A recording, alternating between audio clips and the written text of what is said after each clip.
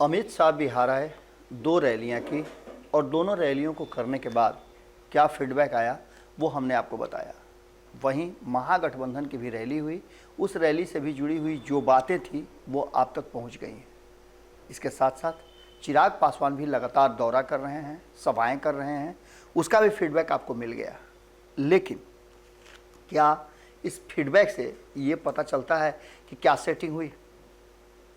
लगातार बिहार में सेटिंग की बात चल रही है। उपेंद्र कुशवाहा कह रहे हैं कि भाजपा के साथ नीतीश कुमार के कितने लोगों की सेटिंग है। जदयू कह रही है कि उपेंद्र कुशवाहा ने सेटिंग कर लिया इसलिए वो बाहर चले गए हैं। चिराग पासवान के लोग कह रहे हैं कि बहुत बड़ी सेटिंग है जो कि हो चुकी है भाजपा के साथ। चिराग पासवान मंत्री बनने जा रहे हैं। बात इतनी तक नहीं है, इसके आगे की भी बड़ी कहानी है। और जो राजनीतिक गलियारे में कानाफूसी चल रही है, अगर वो बातें सच हुई तो एक बड़ा राजनीतिक सुनामी आने वाला है। बिहार में कई तरह की बातें कही जा रही है, हम आपको विस्तार से सब बताते हैं। लेकिन सबसे पहले आपको बताते हैं कि चिराग और कुशवाहा की सेटिंग हो गई है। इस पर बहुत ज़्यादा चर्चा हो रही है और ये सेटिंग कहा जा रहा है कि भारतीय जनता पार्टी के साथ पूरी तरह से ऑन पेपर क्लियर है। हालांकि इस बात को कहने के लिए मजबूर इसलिए होना पड़ता है कि मंच पर अमित शाह बैठे हुए हों और बिहार के सबसे बड़े नेता कहे जाने वाले सुशील मोदी ये घोषणा करते हों कि हम अकेले नहीं हैं, हमारे साथ चिराग पासवान और उपेंद्र कुशवाहा जी हैं। तो इसका मतलब साफ होता है कि वो एग्रीमेंट का पेपर अभी खाली पब्लिक डोमेन में आना बाकी है, बाकी सब कुछ हो गया है। और इसी सेटिंग के तहत दोनों अलग अलग दिशा में सभाएं कर रहे हैं। अब ये सेटिंग का आप समझिएगा कि भारतीय जनता पार्टी नीतीश कुमार को घास क्यों नहीं डाल रही है। एक तरफ जहां सुशील मोदी ये कहते हो कि ये दोनों हमारे साथ हैं, चिराग और कुशवाहा, वहीं दूसरी जगह मंच पर नीतीश कुमार कहते हो कि देखिएगा मांझी जी, वो सब के फेरा में मत पड़िएगा। इसका मतलब है कि एक विकेट और गिरना तय है लगभग। खैर उसकी बात तो हम बाद में करेंगे, लेकिन आपको बता दें कि उसी मंच से, जिस मंच से उपेंद्र कुशवाहा और चिराग पासवान को एनडीए का हिस्सा बताया गया, उसी मंच से इस बार खुद अमित शाह ने कहा कि हमसे गलती हो गई थी। पहली बार में ही नीतीश कुमार को समझ लेना चाहिए था, लेकिन हमने संकल्प लिया था बिहार के विकास का और उसके कारण हम ठगे गए। लेकिन अब न तो हम ठगा सकते हैं और न नीतीश कुमार ठग सकते हैं। अब नीतीश कुमार खत्म हो सकते हैं। नीतीश कुमार जिस रास्ते पर निकल पड़े हैं वो शून्य होने की कगार पर हैं। वही बात उपेंद्र कुशवाहा ने भी कही कि अब बचा क्या है जदयू में जो हम लेकर के उनसे हिस्सेदारी मांगे। अब तो सब कुछ हमारा जो अधिकार है वो हमको चाहिए। लेकिन भारतीय जनता पार्टी की जो स्ट्रेटजी है उस स्ट्रेटजी को समझिएगा। चिराग पासवान के 6 से 7% वोट और कुशवाहा समाज के 6 से 7% वोट, इसका मतलब होता है कि तेजस्वी यादव के समकक्ष एक वोट बैंक खड़ा कर देना जो नीतीश कुमार के जाने से डैमेज होगा। बाकी आप समझ ही रहे हैं कि मुकेश सहनी पर दाव है। मुकेश सहनी भी लगभग क्लियर कर चुके हैं कि वो किधर जाने वाले हैं। जीतन राम मांझी अगर इस खेमे में आ जाते हैं तो एक और 2-3% वोट का बढ़ावा हो जाएगा।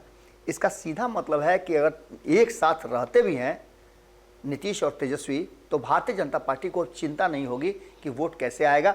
और जो भीड़ नजर आ रही है, चाहे उपेंद्र कुशवाहा की बात कर लें, उपेंद्र कुशवाहा जब जदयू के लिए यात्रा कर रहे थे तब जो भीड़ नहीं जुटती थी, आपको याद होगा कि चिट्ठी भी निकाली गई थी कि जदयू के लोग उस सभा में शामिल हों। ये 2 तरह से बातें कही जा रही थी। एक तो उपेंद्र कुशवाहा के पास लोग नहीं है ये दर्शाने के लिए, और दूसरी तरफ जदयू के लोगों को रोक दिया जाता था कि आपको नहीं जाना है।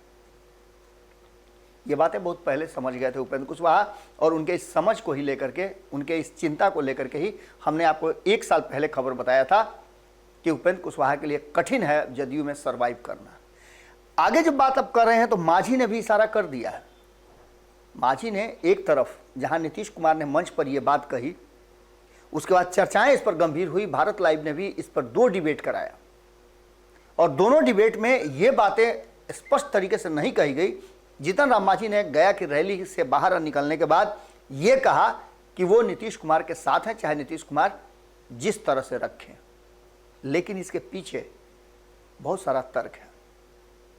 गया में किसके विधायक हैं, किसके एमपी हैं, किसके एमएलसी हैं। गया के सीट पर पूरी तरह से नज़र है जीतन राम मांझी की, और जीतन राम मांझी की नज़र मुख्यमंत्री की कुर्सी पर भी है। क्या नीतीश कुमार जिस तरह से जीतन राम मांझी को मुख्यमंत्री बना दिए थे, उनके बेटा को भी बना देंगे? असंभव लगता है। और ऐसी स्थिति में जीतन राम मांझी इशारा चाहे जो भी करें, लेकिन वक्त के हिसाब से और पलड़ा जिधर झुकेगा उधर ही बैठने का कोशिश करेंगे, ये तय है। इसके साथ साथ नीतीश तेजस्वी को डैमेज कर रहे हैं, ये बातें भी अब चर्चा का विषय कानाफूसी गलियारे में राजनीति के होने लगी है। अब तक जो स्थितियां रही हैं उसमें नीतीश मंत्रिमंडल से 2 मंत्री तो ऑलरेडी निकल चुके हैं, तीसरे चौथे का नंबर लगा था, लेकिन अचानक से उन बातों को मेटलाइज करने के लिए तेजस्वी यादव आगे आए। लेकिन जिस तरह से सुधाकर सिंह प्रकरण चल रहा है, वो नहीं लगता कि एक और विधायक तेजस्वी यादव के खेमे में रहेगा। कल संपादक नमन मिश्रा जी ने एक खबर की थी कि एक ही आंकड़े का फर्क है फर्स्ट नंबर से, 79 राष्ट्रीय जनता दल के हैं और 78 भारतीय जनता पार्टी के हैं, यानी एक नंबर से दोनों 1 नंबर और 2 नंबर पर हैं।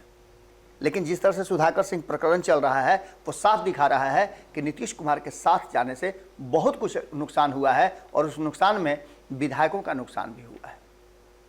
आपको याद होगा कि एनडीए के साथ रहते हुए नीतीश कुमार ने तारापुर और कुशेश्वर स्थान का चुनाव दोनों हार गए थे। नीतीश कुमार की जीत हुई थी। लालू प्रसाद भी उस मीटिंग में आए थे और आकर के उन्होंने अपील किया था। उसके बाद भी हार का मुंह देखना पड़ा था तेजस्वी यादव को। कुर्नी के चुनाव में भी उसी तरह से हुआ। लालू प्रसाद को लेकर के इमोशनल कार्ड खेलने के बाद भी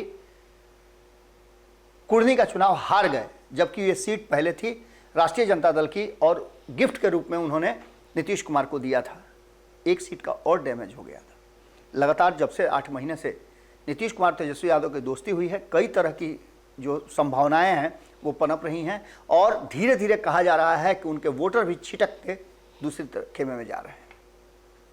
वहीं जिस रास्ते को अपनाने के लिए और जिस मजबूती को देख करके दोनों ने अपना संबंध जोड़ा था, उसमें सबसे पहले डैमेज आरसीपी सिंह हुए। आरसीपी सिंह के बाद उपेंद्र कुशवाहा भी बाहर निकल गई, यानी लौकुश दोनों बाहर हो गए। और अब जो वोट बैंक है, उस वोट बैंक में समय आने पर कांग्रेस भी अपना अलग रास्ता अपना सकती है, क्योंकि कांग्रेस ने स्पष्ट कर दिया है कि वो प्रधानमंत्री का उम्मीदवार किसी को दूसरे को मानने के लिए तैयार नहीं है, और चुनाव बाद इसकी घोषणा होगी। तो ऐसी स्थिति में गठबंधन हो भी सकता है, नहीं भी हो सकता है। इस स्थिति में भी कहीं ना कहीं तेजस्वी यादव नीतीश के साथ आने से डैमेज हो रहे हैं। उनके पार्टी के भीतर विधायकों का मनोबल टूट रहा है, और साथ साथ कार्यकर्ताओं का भी मनोबल टूट रहा है कि ये पार्टी वो नहीं रह गई है जो लालू प्रसाद की पार्टी थी। हालांकि वक्त के हिसाब से सब कुछ बदलता है, लेकिन साफ नजर आ रहा है कि तेजस्वी यादव भले ही चाहे जितना भी टसन में रहें, लेकिन नीतीश कुमार के सामने जाने पर बौना हो जाते हैं और उनकी बात मानने के लिए मजबूर हो जाते हैं। यहाँ तक कि सुधाकर सिंह को निकालने का भी फैसला बहुत जल्दी आपको सुनने को मिल सकता है। बात इससे आगे की अगर करें तो कहीं ना कहीं इस डैमेज कंट्रोल को करने के लिए कोई भी रास्ता दूर दूर तक नज़र नहीं आ रहा है, क्योंकि नीतीश कुमार तेजस्वी यादव को मुख्यमंत्री बनाएंगे नहीं, और नहीं बनाएंगे तो ऐसी स्थिति में लगातार उनके लोग विरोध प्रदर्शन करते रहेंगे। नीतीश कुमार का इस्तीफा जैसे सुधाकर सिंह मांग रहे हैं वैसे मांगते रहेंगे, और ये डैमेज बड़ा होने वाला है। इसके साथ साथ आपको बता दें कि शाह ने बिहार आकर के अपना तिकड़म भिड़ा दिया है, और ये बात नीतीश कुमार से बेहतर कौन जान सकता है। नीतीश कुमार इस बात को जानते हैं कि अमित शाह कभी भी कोई भी बड़ा डैमेज कर सकते हैं।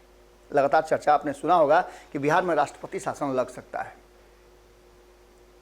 राष्ट्रपति शासन लगने के लिए आंकड़े तो बहुत लंबे चौड़े हैं, लेकिन आखिर राष्ट्रपति शासन लगाने की बात क्यों कही जा रही है? तो जो तिकड़म आप देख रहे हैं कि राष्ट्रीय जनता दल और जनता दल यूनाइटेड के बीच में जो टसन चल रहा है, वो अगर स्ट्रीम पे पहुंचा और बातें खुल करके सामने आ गई, क्योंकि राजनीतिक लोग मंच पे बहुत कम बातें कहते हैं और भीतर ही भीतर सुलगते रहते हैं।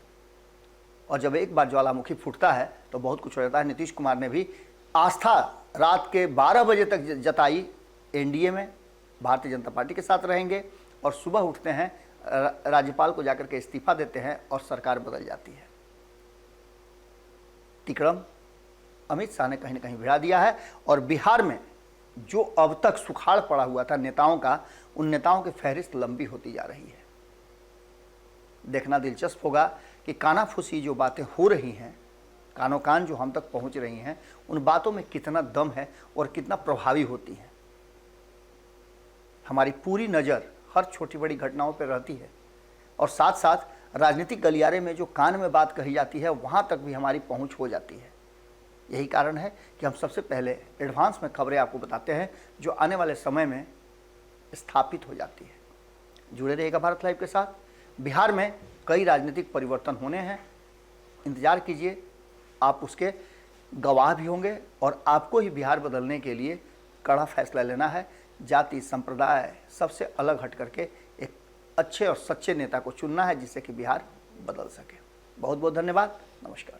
अगर ये वीडियो पसंद आई और वह बिहार के राजनीति और बिहारियत से सरोकार रखेनी तो सब्सक्राइब बटन दबा के चैनल के सब्सक्राइब कर ली। ओजे एगो घंटी बा, ओकरा बटन दबा देला से कुल सटीक और मारक खबर रुआ मुफ्त में मिल जाई। अगर रुआ पत्रकारिता के हमनी के नया प्रयोग में सहयोग कर चाहतानी तो ज्वाइन बटन दबा दी। पेटीएम नंबर नोट कर ली 9386816700। धन्यवाद।